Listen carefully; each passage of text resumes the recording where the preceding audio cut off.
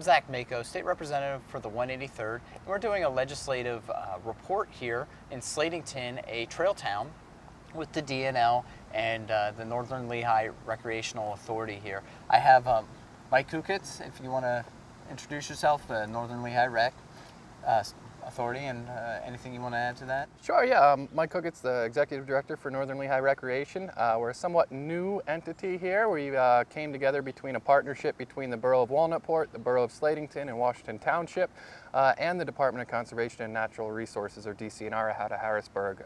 All four of those entities came together to improve all things parks and recreation across the entire Northern Lehigh area here, Slatington included. Perfect, nice, thank you, Mike. And then we got Brian Green, as you might have recognized him from a previous taping, but Brian, explain your role and who you're here with. Yeah, I'm the Trail Programs Manager for the DNL Trail and working for the Delaware and Lehigh National Heritage Corridor. And I get to go out and work with all the different communities up and down the 160 plus mile trail system to work with them to help make the trail an essential part of their community. And Slatington is just a great example of that. Right, and we can attribute a lot of that to Mike, so kudos to you, Mike. As you said earlier, you're dealing with all those organizations. That sounds like a lot to juggle, and you got a lot of hats you're wearing, but thank you for what you do. And we're gonna jump right into it. So tell me a little bit about the Northern Lehigh Recreation Authority, how it started, where it is, and where it's gonna go. Sure, yeah. It came to be, again, just with the small rural municipalities realizing that if they were to work together and collaborate on a multi-municipal, multi-county between Lehigh and Northampton County project here, that they could get a lot more bang for their buck. They can get a lot more done for their community, for their residents. So that's really what brought this together, was DCNR stepping in and kind of explaining to those three municipalities how this could look, how it could work, and just bringing them all together. Again, we officially started in August of 2016. And we're standing here not even August of 2018, so not even 2 years, and we've accomplished a lot in the shorter period of time that we've been here. Well, and so going back to what you were telling us, Brian, about how you guys are bringing the trails and the communities together. I mean, this is, almost like I would say an example, a model to follow. Would you not say so? This is a great model.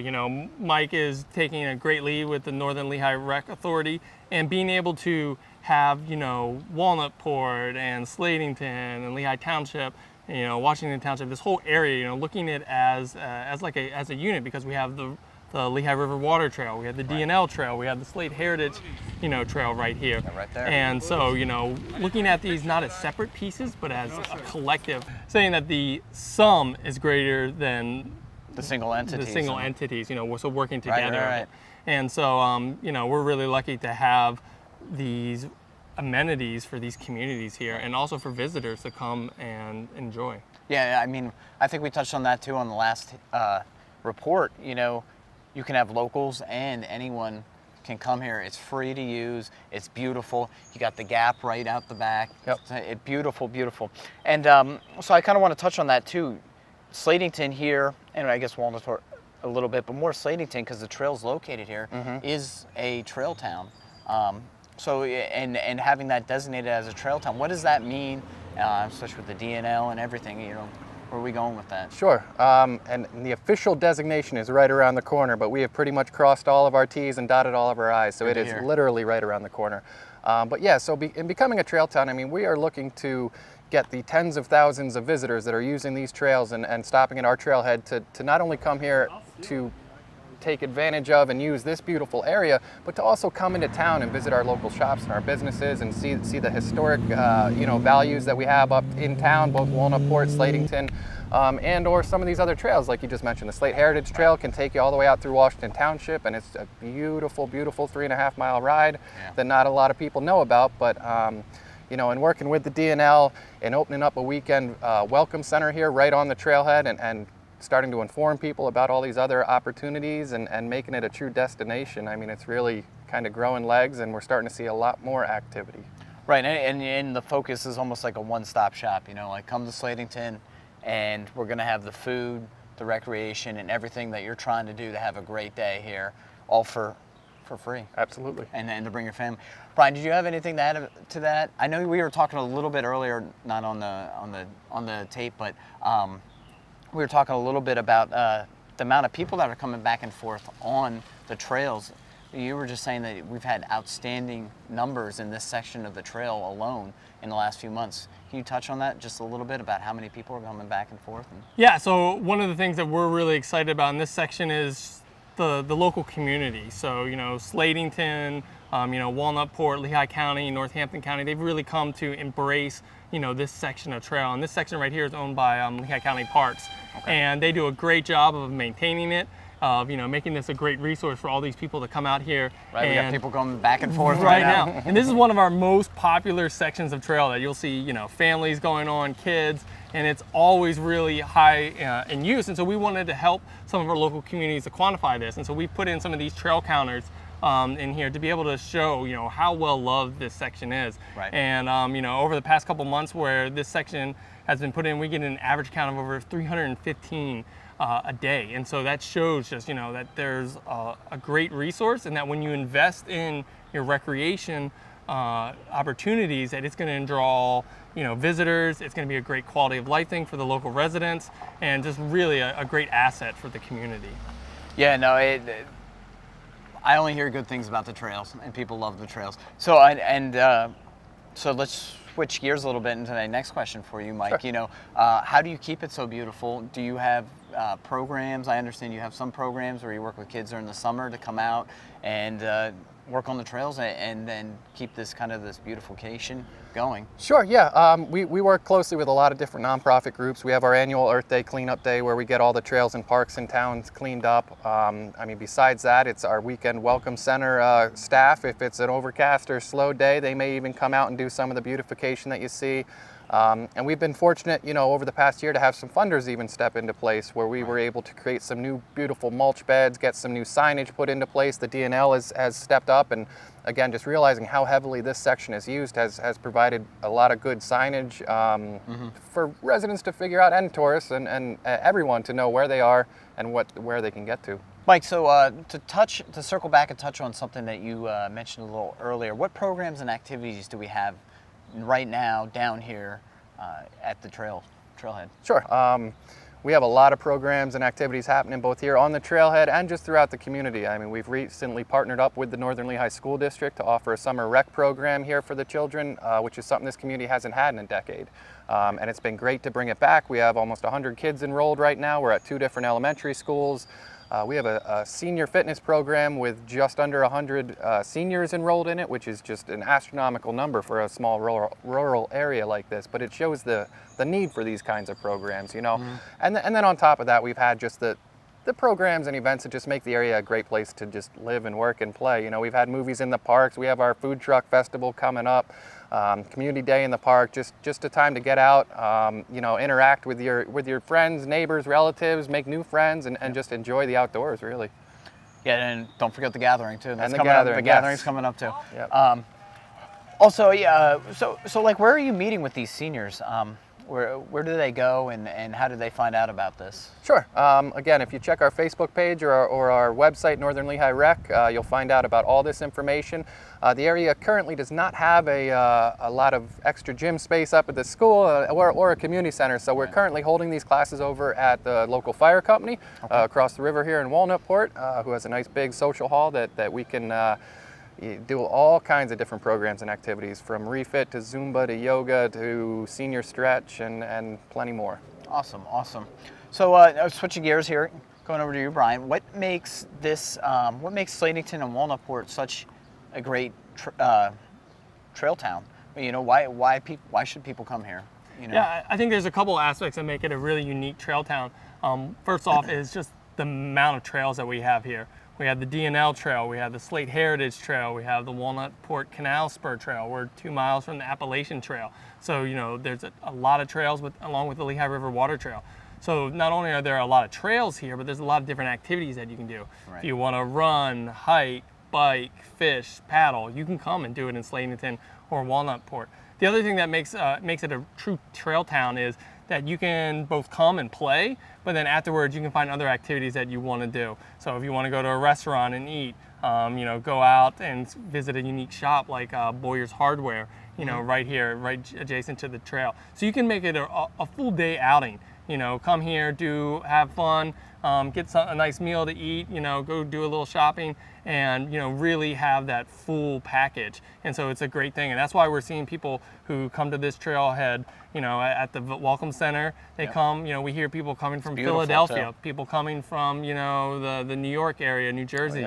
And it's amazing that when you meet some people here and they say, this is my favorite section of the trail, and I drive 2-3 hours to come here once a month or something, and it just really shows what a great resource we have here. Yeah, and I think us as locals, we get spoiled with it because it is so beautiful, and absolutely, we just take it for granted, and we shouldn't. Real quick, between the two of you, can you touch on, I believe this is going to be the first trail town, correct, on the DNL, and just a quick process on how and what went into that for Slatington to become the first trail town on the DNL. Yeah, so the DNL, we started this program to try to get our local communities to both invest in and benefit from the trails. So we called our Trail Town program to try to create a trail-friendly community. And Slatington was Walnutport, where were the pilot for that, starting back in 2016, I believe, in the end of it. And they're moving through this process of collecting data, holding public meetings, making improvements. We've invested as a DNL over $10,000 in the past year in here in new trailhead signs, new bike racks, new directional signs, trail counter in here, to try to just complete this package to make it a real trail friendly community. And they're working on going through the final steps to be officially designated as one of our first trail town communities. Absolutely. Mike, you did mention that. So, all right, well, gentlemen, let's take a break, and when we come back, we'll be at another section of the area. That's a local historic site on the other side of the river. That's good. All right, thank you, gentlemen. Great. Take care. Bye.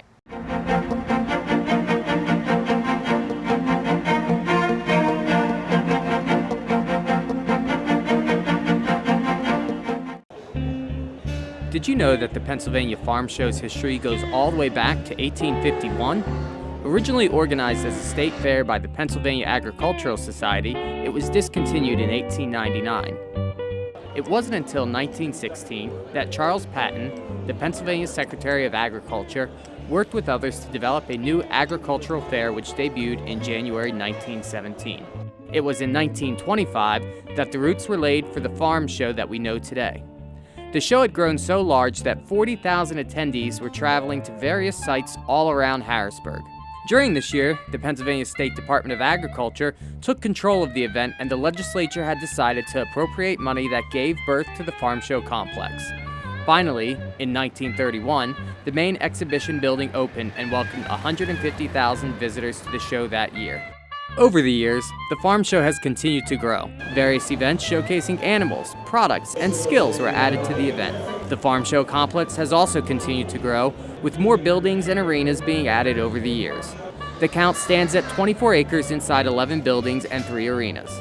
Today, the show hosts approximately 6,000 animals, 10,000 competitive exhibits, and 300 commercial exhibits, along with over 500,000 visitors. Since the doors to the main exhibition building opened, the farm show has become the world's biggest indoor agricultural event.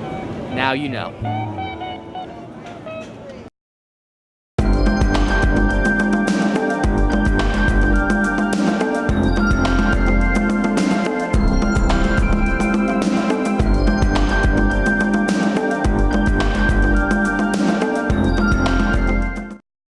Did you know that Violet Oakley was the first female artist to receive a large commission for artwork done in a United States Capitol building?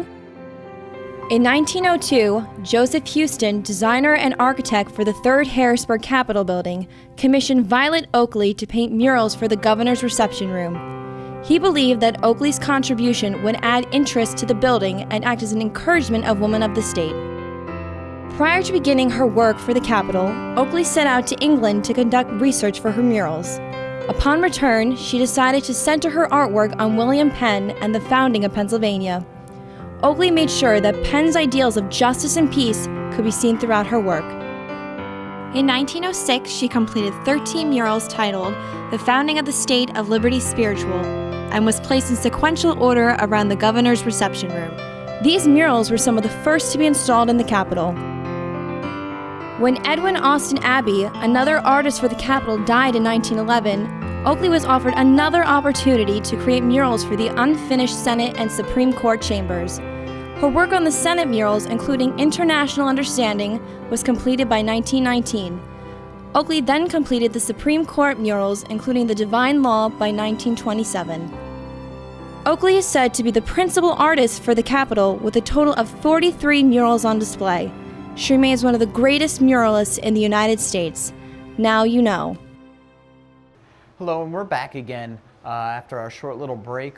We are at another popular destination here in the 183rd along the D&L corridor. We are here in Walnutport at the Locktender's house, and with me I have Dennis Scholl to tell me a little bit about the history of what happened here, who was here, and how this all came about here in Walnutport and Slatington. So without any further ado, Dennis, if you could just walk me through a little bit of history about why the canal system was here and how it came about. I'll be happy to do that. The Lehigh Canal in Walnutport is part of a 46-mile stretch of canal that began up in Mauch Chunk, which is modern Jim Thorpe, and went all the way down to Easton. That section, the 46 miles of that canal, were built between 1827 and 1829. Only a 2-year span.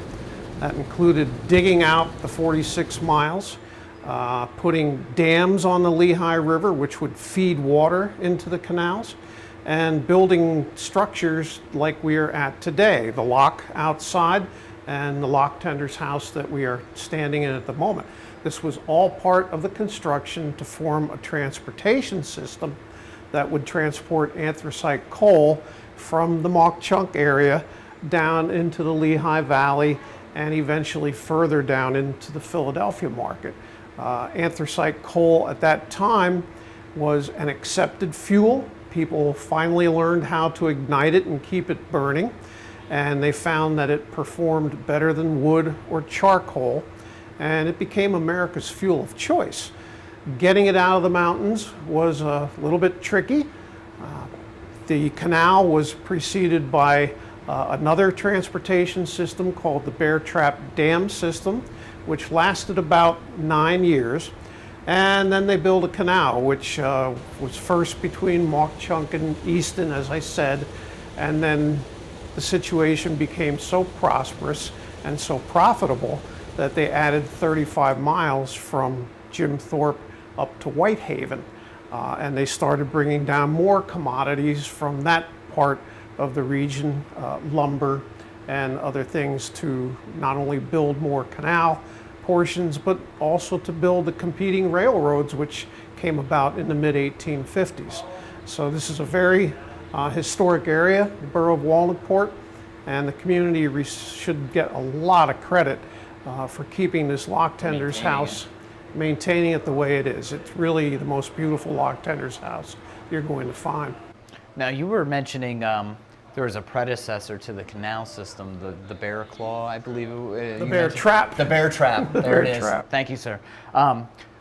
Why did the canal system take off and the Bear Trap kind of floundered a little there? Well, there is a good reason. There's a couple reasons. The Bear Trap system was a series of 12 dams that were built across the Lehigh River.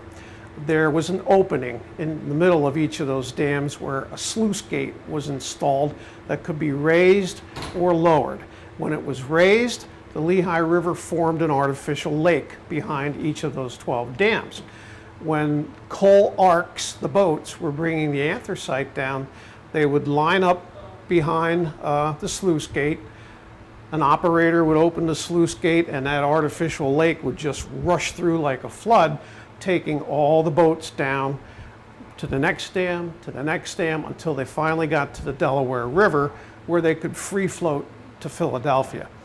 It was fine. They carried quite a bit of coal down, but it wasn't profitable because there was no way of getting those boats back up. So the Lehigh Coal Navigation Company was constantly building boats, getting new iron hardware made for them, and they were actually losing money. Right.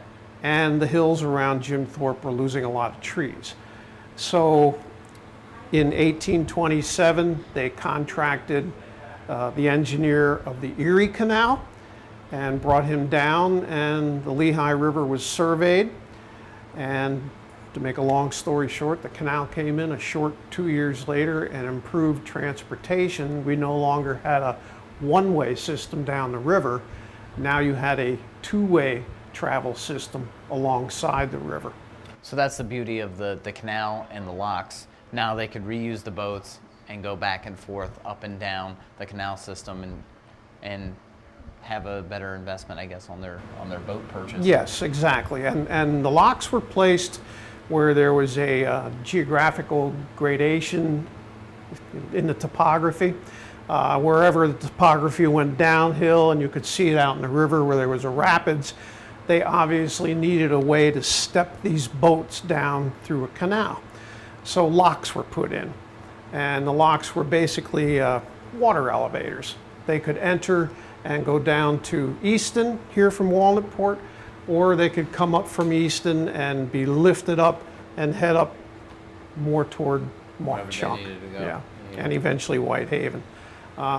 There was a lift lock at 52 spots along that 46-mile stretch.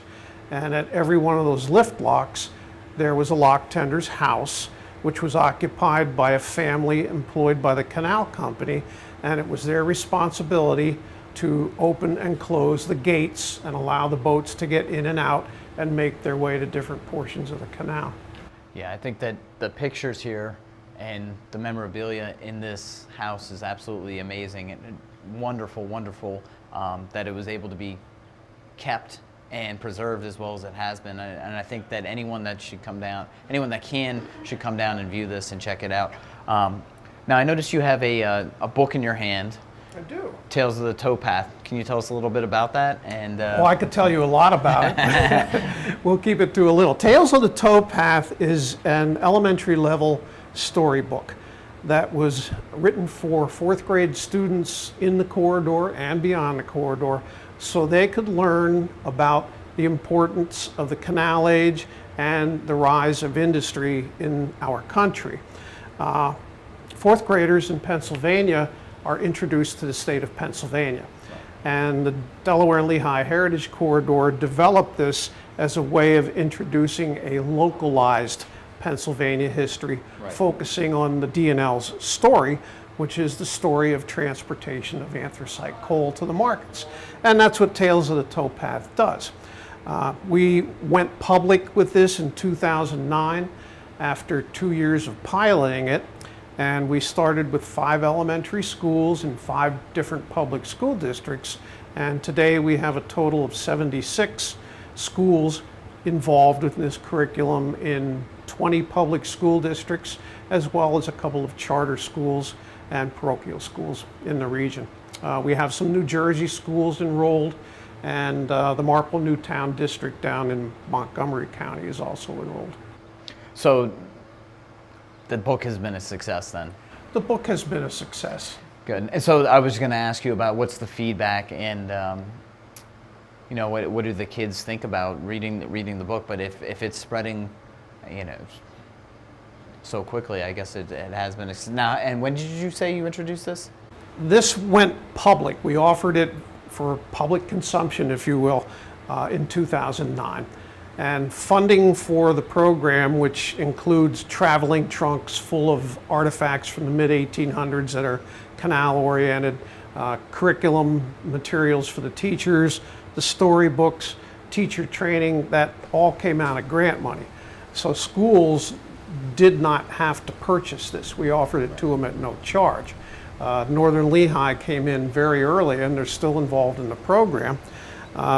So it's been a good thing, and the feedback has been very, very positive. Bethlehem Area School District has been doing this now. They'll be going into their 10th year.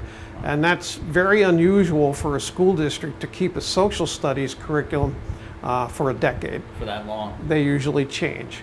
So we've had a lot of success. Allentown does this, Wilson, Quakertown, Council Rock, lots of districts. So recapping on what we were talking a little bit before the video, and I just wanted to bring it to the video. If you come out to this, the canal, and come walk on the canal, you'll actually be walking on the stones, the brick that people for the last 150 years have been walking, even longer than that, have been walking on. The same stones are still there today. And it's kind of cool to have that little piece of history still there that you can see, touch, and interact with, that so many people before in this rich history of industry. Absolutely, it is. It's a direct link to the past. And when you step on the towpath, you are on the same trail where thousands of mules walked over the years, and thousands of people who led the mules, the young boys who did that, the families who lived here in a locktender's house would work basically as long as the father was physically able to work. It might have been 10 years, it could be 20 or more. The families had to get up at 3 o'clock in the morning to get that lock ready for operation, and the canal closed at 10 o'clock at night, so they had a very long day. And the children were a very important part of this whole operation. For instance, at the locktender's house, they had to tend for the captain's mules. If the lock closed at 10 o'clock the night before and boats couldn't get through by that deadline, they would park along the bank up here. The kids would walk down to the boats and they'd walk the mules back to the barn that was located here. They'd groom them, they'd feed them, then they'd go to bed. And they had to get up approximately 4 hours later and get the mules groomed again and fed for the day and return to the captains. And they might have gotten a little bit of money from the captain as a tip of sorts, but that money had to go to the family. The father was the only paid employee, and he didn't get a whole lot of money for this. So the family grew their own goods. They bartered. If the wife sewed, she might do sewing for a captain in exchange for some coal for the stove. They might exchange garden vegetables for something. There was bartering, but there wasn't a whole lot of actual cash transactions back in those days because the people simply didn't have the cash. Right. Well, once again, I just think that anytime that you can put eyes on and hands on a piece of history, I think it hits home a little bit more and it sticks with you. You get that emotional connection with all that history that's been attached to it. So with that, we're going to wrap this up. I appreciate you coming out, Dennis, and imparting a little bit of wisdom and history and knowledge on us. And we look forward to hearing from you again. Well, you're very welcome. Very much. Thanks for the opportunity. Once again, I'm Zach Mako, State Representative for the 183rd, and I appreciate Dennis coming out and telling us a little bit about the Locktender's house and what's going on with the canals. And it's, I believe, a must-see if you're going to come out on the DNL and check this area out. It's an important part of history, and what a beautiful facility here. So definitely make time to come out and see this. Thank you very much.